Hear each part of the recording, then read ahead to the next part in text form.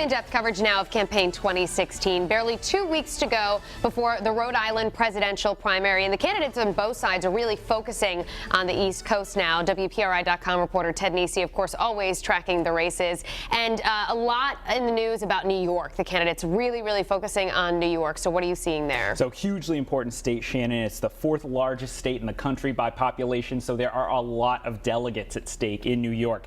Now, on the Republican side, Donald Trump, of course, is a New York native. He's heavily favored to win there. But the big question is, can Donald Trump get more than 50% in New York? If he does, he'll get the bulk of the delegates, and there are a lot of them. He'll be a lot closer to winning majority.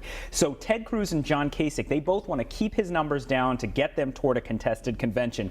Then the Democratic side, Hillary Clinton, of course, was a New York senator. Bernie Sanders was born in Brooklyn, so they're both pushing their local ties. The polls have Hillary Clinton up, but Bernie Sanders, people are saying they think they can close the gap. Okay, so attention on New York now, but obviously Rhode Island will play into the race as soon as New York is done. And already in the last couple of weeks, we've really seen the campaign starting to make their mark here and establish themselves, right? Absolutely. So you have now campaign offices open in Rhode Island for Hillary Clinton, Bernie Sanders, and Donald Trump. They've all established their leadership teams in the state. We're now hearing that Bill Clinton will be in town on Thursday to campaign for Hillary Clinton, and they're working to do a Donald Trump event as soon as Friday, though the details of that aren't quite out yet. And I think what you're going to see is with 5 East Coast states voting on April 26th, the candidates can kind of hopscotch around the East Coast to campaign, so we might see quite a few of them. Now, of course, we're not one of those big states that they talk about when you talk about delegates and everything like that. So what are the stakes really when it comes to Rhode Island and Rhode Island's primary? I think they're particularly high on the Republican side because when you're looking at a contested convention, every delegate matters. There are 19 at stake in Rhode Island. If you hit 10%, you're going to be able to split those up on the Republican side. So that'll be what they're fighting for there.